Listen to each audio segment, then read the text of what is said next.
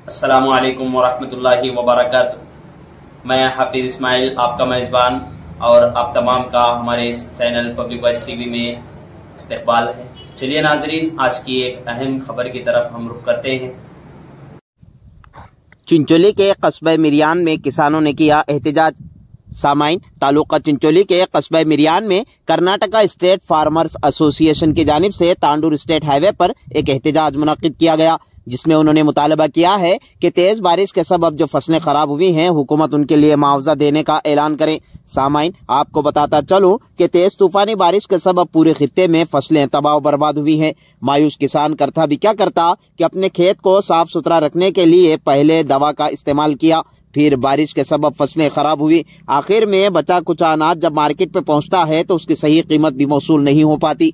इस तरह हर बार किसान मायूसी का शिकार हो जाता है। सामाइन, आपको वजाहत कर दूं कि फसलों के नुकसान की भरपाई के लिए हुकूमत की जानिब से प्रधानमंत्री फसल बीमा योजना स्कीम कायम है, जिसमें आपको फसल के नाम के साथ इंश्योरेंस की रकम जमा करनी पड़ती है।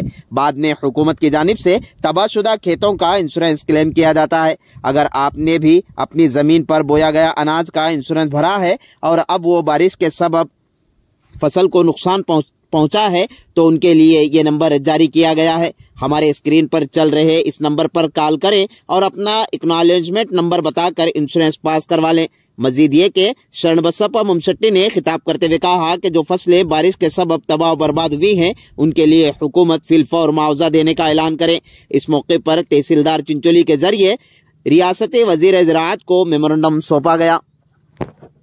ನಮ್ಮಲ್ಲಿ 5,82,000 ಹೆಕ್ಟೇರ್ ಅಂಕರ ತೊಗರಿ ಬಿತ್ತನೆಯಾಗಿದೆ, 58,000 ಹೆಕ್ಟೇರ್ ಅಂಕರ ಹೆಸರು ಬಿತ್ತನೆಯಾಗಿದೆ, 43,000 ಹೆಕ್ಟೇರ್ ಅನ್ನ ಉದ್ದು ಬಿತ್ತನೆಯಾಗಿದೆ, 39,000 ಹೆಕ್ಟೇರ್ ಅಂಕರ ಸೋಯಾ ಬಿತ್ತನೆಯಾಗಿದೆ।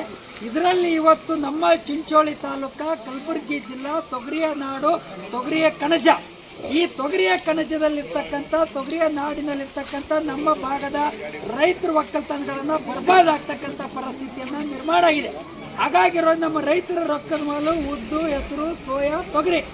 ಅಗ್ರಿಕಲ್ಚರ್ ಡಿಪಾರ್ಟ್ಮೆಂಟ್ನವರು ಒಂದು ಹೆಸರಾಗ ತೊಟ್ಲಾಗ ಹೆಸರಿಟ್ಟಿದ್ದಾರೆ, ಕಸ್ಕೋಟ್ ರೋಗ ಬಂದಿದೆ, ಕಸ್ಕೋಟ್ ಅನ್ನ ಸುತ್ತಿರೋದ್ರಿಂದ ಬೆಳೆ ನಷ್ಟ ಆಗ್ತಾ ಇದೆ ಅಂತಕ್ಕಂಥ ಮಾತನ್ನು ಅಗ್ರಿಕಲ್ಚರ್ ಅವರು ಒಂದು ಕಡೆಗೆ ಹೇಳ್ತಾ ಇದ್ದಾರೆ.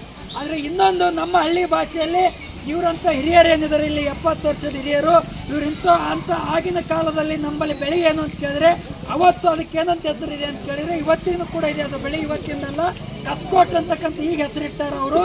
ಆದರೆ ಅದು ಅಂತರೊಳಗೆ ಬೆಳ್ಳಿ ಅಂತಿದೆ.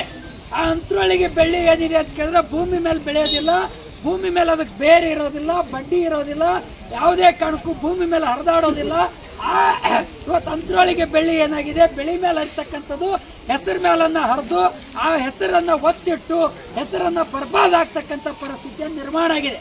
ಹಾಗಾಗಿರೋದ್ರಿಂದ ಇವತ್ತು ಉದ್ದನು ಕೂಡ ಅದೇ ರೀತಿ ಒಂದು ಭಾಗ ಹೆಸರು ಇವತ್ತು ಅಂತರೊಳಗೆ ಬೆಳ್ಳಿ ಸುತ್ತಿ ಹಾಳಾಗ್ತಕ್ಕಂಥ ಪರಿಸ್ಥಿತಿ ಒಂದು ಕಡೆಗೆ. ಇನ್ನೊಂದು ಕಡೆಗೇನು ಕಬ್ಬಿಣ ರೋಗ ಅಂತಿದೆ.